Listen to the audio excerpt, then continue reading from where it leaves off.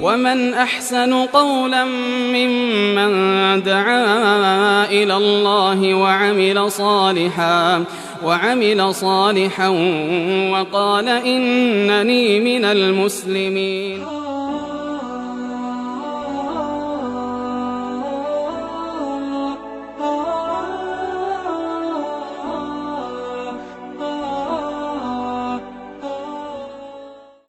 بسم الله الرحمن الرحيم.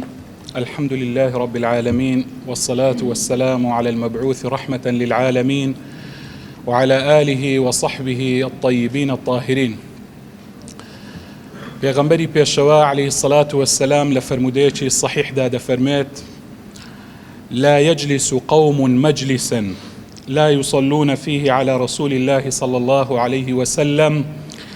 إلا كان عليهم حسرة وإن دخلوا الجنة لما يرون من الثواب. پیغمبر صلی الله علیه وسلم فرمید هر مجلسێک هر کۆڕێک کە مسلمانان تێیدا کۆ ببنەوە ئەفەرمی ئەگەر بێت و سەڵەوات لەسەر پێغەمبەر نەدەن عليه الصلاة والسلام ئیلا ڕۆژی قیامەت پەشێمان دەبنەوە. ئەگەر بێت و ئەوانە چوبنە بەهەشتیش لە بەهەشتیش هەر پەشێمان دەبنەوە کە سەڵەواتیان لە پێغەمبەر نەدایە عليه الصلاة والسلام، لەبەر ئەوەی لەوێن دەرێ ئەجر و پاداشتێکی یەکجار گەورە ئەبینن کە بۆ ئەو کەسانە هەیە کە سەڵەواتیان لە پێغەمبەری دایە عليه الصلاة والسلام. ئێمە سەرەتا پێشەوەی دەست پێ بکەین سێ سەڵەوات لەسەر پێغەمبەری دەن عليه الصلاة والسلام. اللهم صل على سيدنا محمد وعلى آله وصحبه وسلم. اللهم صل على حبيبنا محمد وعلى آله وصحبه وسلم. اللهم صل على شفيعنا محمد وعلى آله وصحبه وسلم. خۆشەویستان، پێم خۆشە لەو چەند دقیقەیە کە لە خزمەتتاندا لە خزمەت فەرمودەیەکی پێغەمبەری پێشەوا بن عليه الصلاة والسلام. ئەو فەرمودەیە طبعاً پێغەمبەری خوا عليه الصلاة والسلام فەرمودەیە کە مرۆڤی مسلمان ئەشوبهینیتن بە مێشە هەنجوین. مرۆڤی مسلمان لەگەڵ مێشە هەنجویندا وێکیان ئەچوینیتن. جا با تەماشاکەین، یعنی بۆ پێغەمبەری خوا عليه الصلاة والسلام بۆ مرۆڤی مسلمان بە مێشە هەنجوینە شوبهینیتن. طبعاً ئیسلامەتی خۆشەویستان، ئیسلامەتی قسە نییە، ئیسلامەتی ئەوەندەی صفاتە، ئەوەندەی کردارە، ئەوەندەی جێبەجێکردنە، ئەوەندە قسە نییە. لۆیە پێغەمبەری خوا عليه الصلاة والسلام لە هەموو دەرفەتێکدا ویست کە مسلمانان تێبگەینیتن کە بتوانن خۆیان بەو صفاتانە بڕازینەوە. جا لەو فەرمودەیە پێغەمبەر صلی الله عليه وسلم فەرمی مثل المؤمن مثل النحلة لا تأكل إلا طيبة ولا تضع إلا طيبة. أفرمي نمونەی مرۆڤی ئینسانی ئیماندار وەکو مێشە هەنجوین وایە، تەنها شتی پاکە خوات و تەنها شتی پاک دائەنێتن. خواردنی پاکە، دانانیشی هەر پاکە. لە ڕیوایەتێک تردا فەرمیتن والذي نفس محمد بيده إن مثل المؤمن لكمثل النحلة. أفرمي أكلت طيبا ووضعت طيبا. أفرمي سوێن بەوەی کە گیانی محەممەدی بەدەستە، نمونەی مرۆڤی ئیماندار وەکو مێشە هەنجوین وایە، تەنها پاکە خوا و پاک دائەنێتن. جا ئیمامی مەناوی ڕەحمەتی خوای لێبیتن لەسەر ئەو فەرمودەی ئەفەرمی باشە یعنی لە چدا ئینسانی مسلمان و مێشە هەنجوین وەچی ئێکن. لۆ پێغەمبەر صلی الله عليه وسلم ئەوەندە پێچی چواندینە. طبعاً وەجهی شەبە، شێوازی وێکچوونیان چەند شتێکەوە ئیمامی مەناوی ئەفەرمی یەکەمیان ئەوەیە زیرەکی و لێ هاتووی مێشە هەنجوین. مێشە هەنجوین زۆر لێ هاتووە، زۆر زیرەکە، زۆر دانایە، کەواتە مرۆڤی مسلمان دەبی هەوڵداتن نابی فەقیر حاڵ بیتن، نابیتن یعنی وا لە خۆی بگەڕێتن خۆی پێنەگەینیتن. ئەفەرمی یەکەم زیرەکی و لێ هاتووی مێشە هەنجوین. دوو ئەفەرمی کەم ئەزیەتدانی بۆ خەڵکی، یعنی ئەگە تەماشای مێشە هەنجوینکەی کەمترین زەرەری هەیە بۆ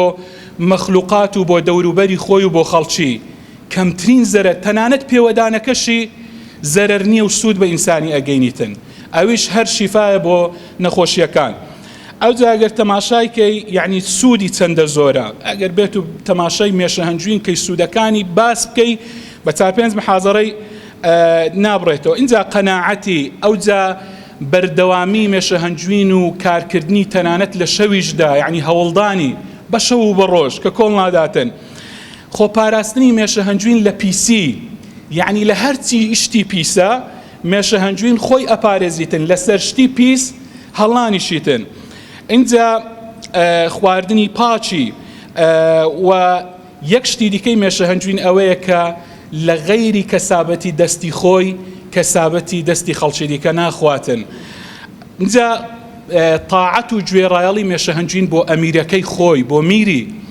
ئەوانە هەمویان خاڵی گرنگن کە پێویستە مرۆڤی مسلمان ئەو خاڵانە مێشە هەنجوین ئەوانەی کە تێیدایە بتوانیتن لە خۆی جێبەجێکە. ئەوجا هەندێک ئافاتیشی هەیە مێشە هەنجوین. مەسەلەن یەک لەو ئافاتانەی کە هەیتی ئەوە هەر ئیمامی مەناوی ئەفەرمی یەک لەوانە تاریکی، لە تاریکیدا تاریکی وا لە مێشە هەنجوینەکە کە کاری پێ نەکرێتن. یەک لەوانە هەور، یەک لەوانە زریان و باو ڕەشەبا و ئەوانە، یەک لەوانە دووکەڵ، اینجا ئاو، اینجا ئاگر. ئەفەرمی بە هەمان شێوە ئینسانی ئیمانداریش ئەگەر بێت هەمان ئافەتی هەیە، ئەو ئافەتانەوە لە ئینسانی مسلمانەکە کە عملی صالحی لە عملی صالح و لە کرداری چاچی دوور بخاتەوە. بۆ نمونە ئینسانی مسلمان ئەگەر هات و تاریکایی غەفڵەت باڵی بەسەردا کێشام، کاری و عملی صالحی کەمە بیتەوە.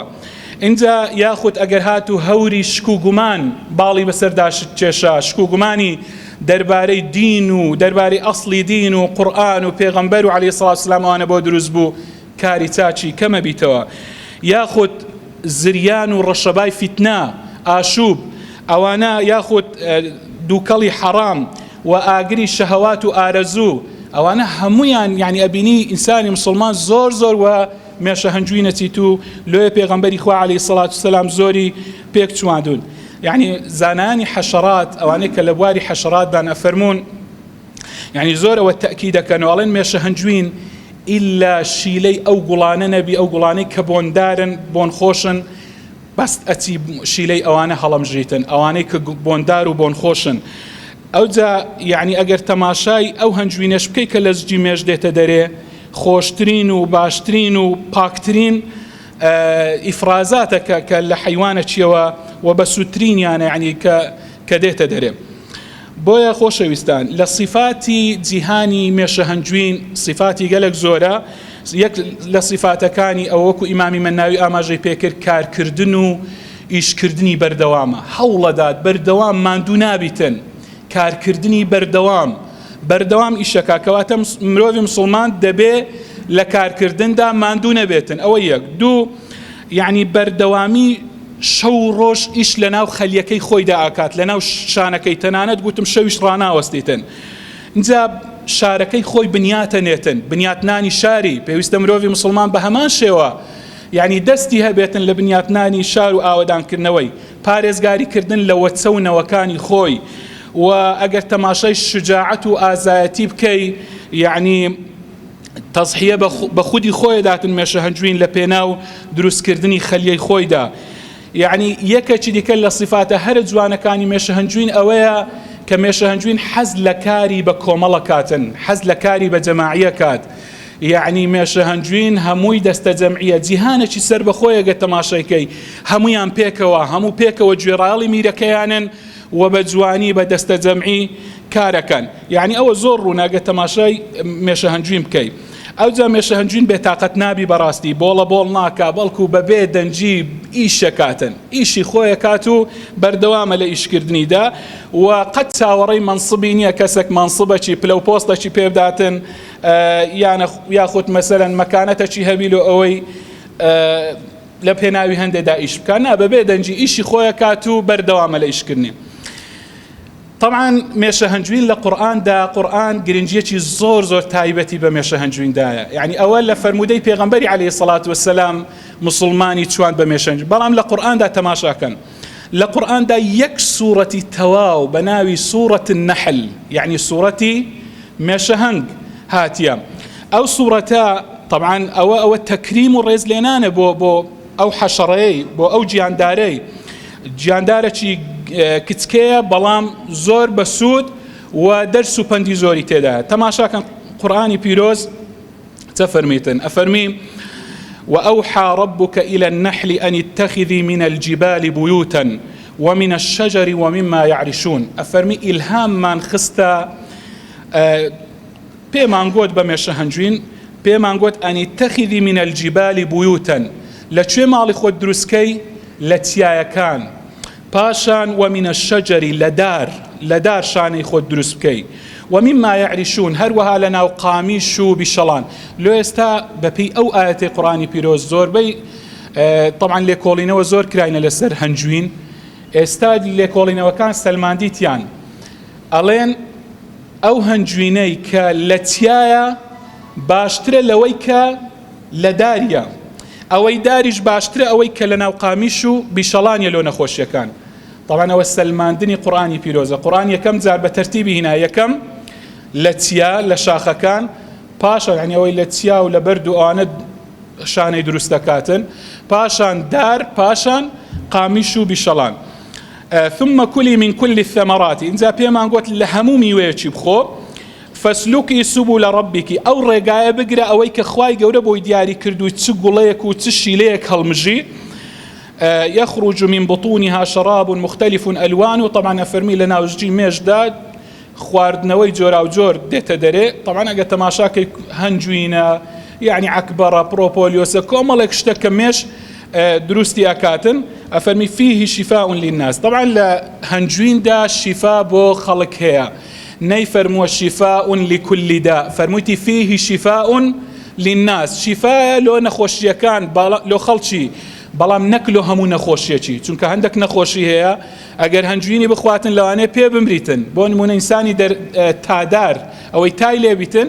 نابی هەنجوینی بخوا بەڵام ئەفەرمی شیفای تێدا بۆ خەڵکی بەرحاڵ ئەوە بابەتی مە نییە ئەوەی بابەتی مە گرنگە چی یعنی بۆ پێغەمبەر عەلەیهی السەڵات وەسسەلام تەشبیهی ئینسانی ئیمانداری کرد بە مێشە هەنجوین یعنی ئەو یەکچوونە چییە یەکەمیان لە نێوان ئیماندار و لە نێوان مێشە هەنجوین مێشە هەنجوین پێغەمبەر صلی الله علیه و سلم فەرمووی لا یأکل إلا طیبا ئەوە صفەتی چییە صفەتی مێشە هەنجوینە کەواتە ئیمانداریش بە هەمان شێوە پێغەمبەر صلی الله علیه و سلم فەرمی لا تصاحب إلا مؤمنا ولا يأكل طعامك إلا تقي ئەفەرمی ئینسانی مسلمانیش نابی هاوڕێتی ئیلا کەسی ئیماندار یعنی تەنها هاوڕێتی ئیماندارەکەی پێویستە ئینسانی مسلمان هاوڕێتی لەگەڵ کەسانی ڕێک و پێک و مسلمان دابکە و ئەوەی خواردنی شت ئەخوا دەبی کەسێکی لە خواترز بی تەماشاکەوە خاڵی یەکەم یەکچوون دووەم المؤمن طبعا لا يقول إلا طيبا چۆن مێشە هەنجوین کە هەنجوینە داتن بە هەمان شێوە ئینسانی مسلمانیش ئەو قسەی کە ئەکاتن تەنها قسەی باشەکات پێغەمبەر صلی الله علیه و سلم فەرمی من كان يؤمن بالله وباليوم الآخر فليقل خيرا أو ليصمت إنساني مسلمان كاتك قسيك كات يان قسي باشا كات يان خوي بيدنگ كات بيغمبر صلى الله عليه وسلم فرمي اوي باوري بخوا وبروجي دواي هي يان بابي دنگ بي يان اگر قسيكي كر باقسك خير بيتن كواتا بهمان شوي ميش هنجوين لا يأكل إلا طيبا ولا يقول إلا طيبا إنساني مروفي مسلمان حەزی لە کاری بە جەماعی کۆمەڵە چۆن مێشە هەنجوین حەزی بەکاری بە کۆمەڵە یعنی مێشە هەنجوین هەمووی هاوکاری یەکتریە پێغەمبەر صلی الله علیه و سلم فەرمی المؤمن للمؤمن كالبنيان ئەفەرمی ئیماندار بۆ ئیمانداری وەکو کەلبونیان وەکو بینایەت وایە وەکو دیوار وایە هەمووی یعنی خشتی ئەگریتن ئاوا بە هەمان شێوە ئینسانی مسلمانیش هەمویان تەواوکەری یەکترین ئەفەرمی یەشد بعضه بعضا یەکی ئەگریتن پشتی یەکە گرن هاوکاری یەکتری ئەبن و یەکتری تەواوەکەن ئەگە تەماشای سیرەتی پێغەمبەرکەین عەلەیهی السەڵات وەسسەلام پێغەمبەر صلی الله علیه و سلم لە هەندێک لە سەفەرەکانی کە فەرمانی بە سەحابە ئەکرد ئەی فەرموو بڕۆن فڵان کاوڕەی فڵانە حەیوانەی بکوژنەوە ئەدی یەک سەحابەیەک ئەیگۆ ئەی پێغەمبەری خوا صلی الله علیه و سلم کوشتنەوەکەی عایدی من یەکێکی دیکە ئەیگۆت گورانەکەی عایدی من یەکێکی دیکە ئەیگۆت ئاگرکردنەوەکە و لێنانەکەی عایدی من پێغەمبەری خوا صلی الله علیه و سلم ئەی فەرموو کەواتە دارکۆکردنەوەکانیش عایدی من ئەمن کۆیەکەمەوە هەمویان تەواوکاری یەکتری بوون بە پێغەمبەریان ئەگۆ صلی الله علیه و سلم نحن نكفيك يا رسول الله ئێمە بەسین ئەی پێغەمبەری خوا تۆ دانیشە با ئێمە خزمەتت بکەین تۆ چۆن ئەکرێت ئەتوو دار و شتیوا لە کۆ بکەیەوە پێغەمبەر صلی الله علیه و سلم فەرمووی قد علمت أنكم تكفوني دەزانم کە ئێوە بەسن ئێوە ئیشەکانەکەن بەڵام ولكني أكره أن أتميز عليكم بەڵام ئەمن پێم ناخۆشە ئەمن لە ئێوە جیا ببمەوە ئەمن خۆم لە ئێوە جیا بکەمەوە ئەها قائیدی مسلمان سەرکردەی مسلمان بەرپرسانی مسلمان هەمیشە پێشەنجیان پێغەمبەری خوا عەلەیهی سەڵات وسەلام بۆیە بە درێژایی مێژوو سەرکردە مسلمانەکان یعنی قەت خۆیان جیاواز نەکردیتەوە لە خەڵک و لە تەواوی هاوڵاتیان اینجا ئەوە یعنی یەکێکی تر لە خاڵەکان طبعا ئەگەر تەماشاکەین نیشانە و مەلامحی ئیشی بە کۆمەڵ کاری بە کۆمەڵ لە مێشە هەنجویندا و باسم کرد یعنی گوتم مێشە هەنجوین زۆر حەز بە کاری بە کۆمەڵ و دەستە جەمعیەکە طبعا ئەوە لە دینی ئێمەدا لە عیباداتەکانی ئێمەدا ئەوە زۆر ڕەنجی دایتەوە تەماشاکەن نوێشکردن بە جەماعەت لە مزگەوتێ بە هەمان شێوەی مێشە هەنجوینیە کە حەز بە کاری و کۆمەڵەکە نوێژی مزگەوتێ چییە یعنی نوێژی بە جەماعەت ئەوەندە ماوەی کە یعنی ئەو بەزمەی کۆرۆنای لە گۆڕێ بوو خەڵک کە نوێژی بە جەماعەتی لێ مەنع کرابوو هەمومان یعنی دنیامان لەوێ کاتبوو دنیامان لەبەر تەسک بوو بۆ چونکە مسلمان حەز بە کاری کۆمەڵەکە حەز بە دەستە جەمعیە کاری بە دەستە جەمعیەکە اینجا بە ڕۆژوبوونی مانجی ڕەمەزان یعنی مانگێکە بەڵام لە یەک کاتدا هەموو بەیەکەوە هەمووی بە دەستە جەمعی بڕۆ لە کاتەکانی دیکە بە ڕۆژێبی ئەو تام و چێژەی کە لە ڕەمەزاندا بە ڕۆژی ئەبی اینجا فەریزەی حەج یعنی ئەگە تەماشاکەی هەموو لە یەک کاتدا و لە یەک شوێندا نوێژی جەژنەکان هەموو بە یەک دەنگ هاوارەکەن تەکبیر لێ ئەدەن ئەوانە هەمووی مەلامحی ئەوان کاری یعنی کە ڕنگدانەوەی هەیە لە دینی ئێمەدا مسلمان ئینسانی مسلمان پێویستە هەمیشە لەگەڵ کاری دەستە جەمعی بیتن و ئیشی بە دەستە جەمعی بکاتن اینجا ئەگەر تەماشای قورئانی پیرۆز بکەین قورئانی پیرۆز تەماشای ئاەتەکان بکەن خوای پەروەردگار دائما بە سیغەی جەمع بانجی ئیماندارانەکاتن بە تاک بانجی نەکردینە هەمیشە فەرمی یا ئەیها الذین آمنوا یا ئەیها الناس یعنی سیغەکان هەمیشە بە جەمعی بەکاردێنیتن کەواتە ئەوانە پێمان ئەڵێن کە مرۆڤی ئیماندار وەکو مێشە هەنجوین چۆن بەبێ کاری دەستە جەمعی ناژیتن بە هەمان شێوە ئینسانی مسلمانیش ناکرێتن لە کۆمەڵی مسلمانان و لە دەستە جەمعی و لە کاری دەستە جەمعی دوور بیتن یەک لە صفاتەکانی دی ئیماندار ئەوەیە دەبی وەکو مێشە هەنجوین سوودی بۆ غەیری خۆی هەبیت چۆن مێشە هەنجوین هەموو ئیشەکانی سوودن کەڵکن بۆ بەرامبەرەکانی مرۆڤی ئیمانداریش دەبێ ئاوا بیتن پێغەمبەری خوا عەلەیهی سەڵات وەسەلام ئەڵێ ڕۆژێک پیاوێک هاتە لای فقال يا رسول الله أي الناس أحب إلى الله وأي الأعمال أحب إلى الله أو پیاوە پرسیارێکە لە پێغەمبەر صلی الله علیه و سلم فەرمووی چ کارێک لە لای خوای پەروەردگار زۆر خۆشەویستە و چێ لە لای خوای پەروەردگار لە هەموو کەس خۆشەویستترە پێغەمبەر صلی الله علیه و سلم فەرمووی أحب الناس إلى الله تعالى أنفعهم للناس خۆشەویستترین کەس لای خوای پەروەردگار ئەوەیە ئەو کەسەیە کە لە هەموو کەس زیاتر سوودی بۆ خەڵکی هەبیتن وأحب الأعمال إلى الله تعالى سرور تدخله على مسلم وباشترین و خۆشەویستترین کار لە لای خوای پەروەردگار ئەوەیە ئەتوو دڵخۆشیەکی بخێ دڵی برا مسلمانەچیت برایەکی مسلمانە دڵخۆشکەی ئەوە باشترین کارە لە لای خوای پەروەردگار بەڕاستی خۆشەویستان ئەوە قسەی ئیمامی غەزالی یعنی زۆر سەرنجڕاکێشە ئەگەر تەماشاکەین دەربارەی مێشە هەنجوین ئەڵێتن ئەڵێ المسلم كالنحلة ئەفەرمی مرۆڤی ئیماندار وەکو مێشە هەنگ وایە ئەفەرمی التي تطوف بالحدائق والحقول مێشە هەنجوین بە دەوری باخچە و بێستان و ئەوانەدا ئەسوڕێتەوە تطعم الخير خواردنی باش و چاک ئەخواتن وتعطي العسل بلام هنجوين بخشيتن أفرمي ولا يرى أحد منها إلا ما يسر حركسك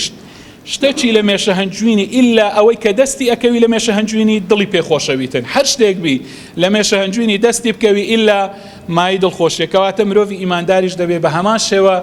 هەموو کارەکانی ئاوا بن کە خەڵک سوودی لێ ببینیتن خۆشەویستان ئینسانی بە ڕۆژوو ئینسانی ڕۆژووگر پێویستە لە مێشە هەنجوین بەڕاستی فێر بیتن کە غەیری شتی پاک قبول نەکاتن و غەیری قسەی پاک و قسەی باش قسە نەکاتن و تەنها شتی باش ببەخشیتن و شتی باش بپۆشیتن، شتی پاک و چاک و حەڵاڵ بپۆشیتن و خواردنەوەی حەڵاڵ و باش بیتن و کار و کەسابەتی پێویستە حەڵاڵ و باش و چاک بیتن. ئەگەر ئینسانی مسلمان وەکو مێشە هەنجوین ئاوا ژیا هەموو شتەکانی پاک بوون، بەڕاستی یعنی هەمیشە بە دوای پاکەوە بوو، ئەوە نیهایەتەکەی کۆتاییەکەی بە ئیزنی خوای پەروەردگار پاکە بیتن